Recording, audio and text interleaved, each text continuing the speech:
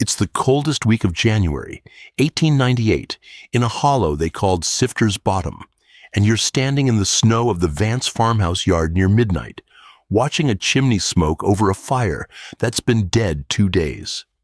Let that sit a moment. A cold house. No coals, no lamp, nobody stirring behind the dark windows, and still, that thin gray smoke curling up off the river stone against a black winter sky. You'd have smelled the cold smoke before you saw the house, and it wouldn't have smelled like wood smoke at all. Now, no one in the county would swear to the rest of it, but they'd tell it all the same, by lamplight, the way it was handed down.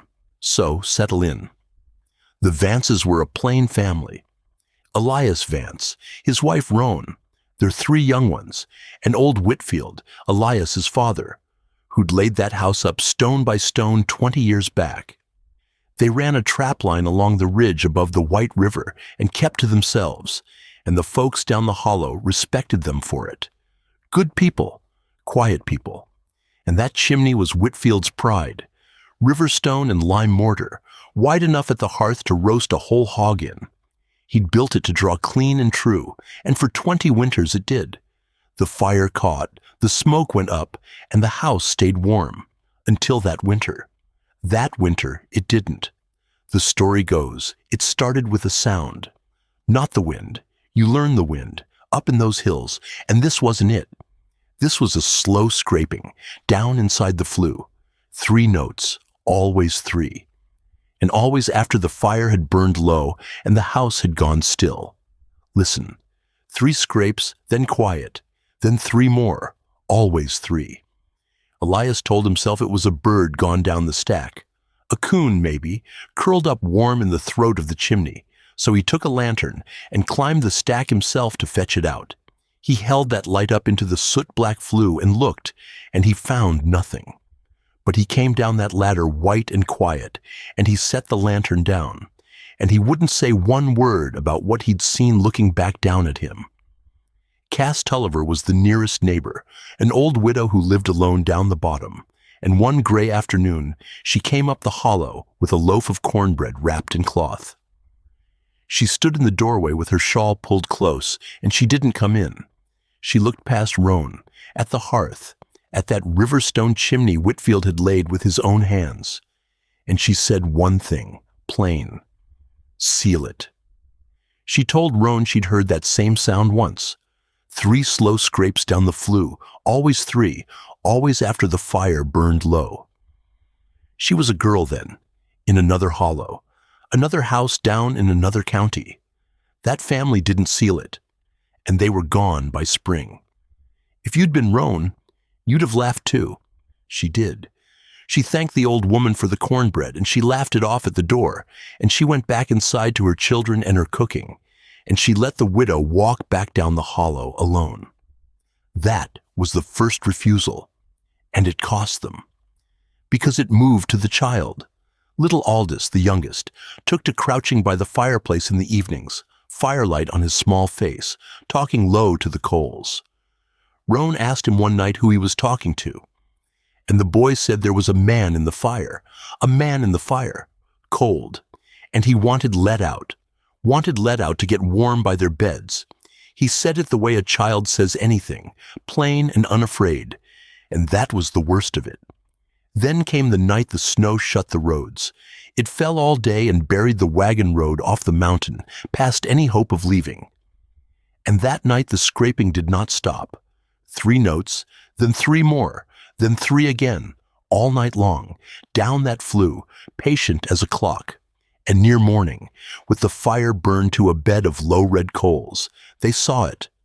Down in the hearth, a shape half-formed in the embers, long-limbed and wrong, mostly dark, and lo, right down at the throat of the fire, 2 eyes catching firelight low in the hearth. Come morning, the Vances did not run, and they did not send for the preacher. What Whitfield and Elias did instead is the turn of this whole tale. And it began with a fire built hot enough to crack the very stones Whitfield had laid with his own hands. A fire hot enough to crack the stones. That's how they drove it back up, Whitfield and Elias fed the hearth till the river stone split and popped, and the thing was forced up the flue. And then, while it was still up there, they walled it in.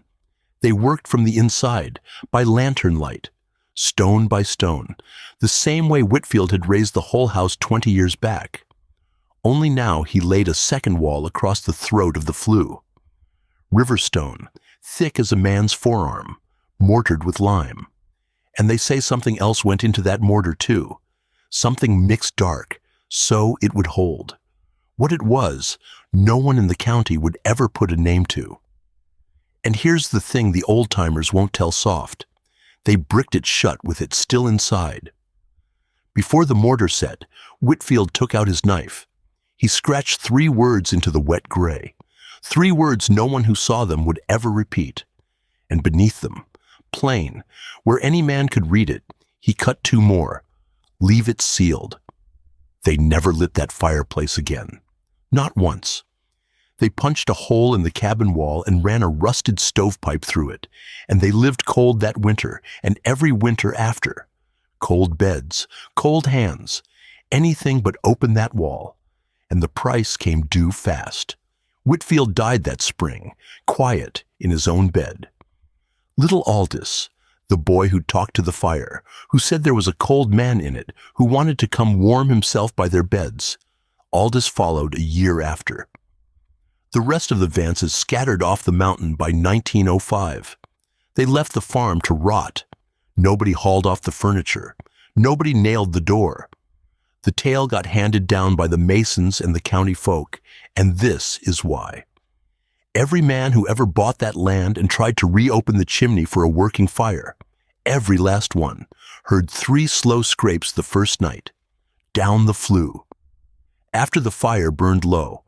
Always 3. And every one of them sold before the second winter. The house is fallen in now, they say. Roof gone, floor rotted through. But the chimney still stands out in the brush, river stone stacked true, sealed just the way Whitfield left it. So, if you ever find that chimney standing in the winter brush, you already know the one thing they'd tell you. The same thing a dying man scratched into wet mortar with his knife.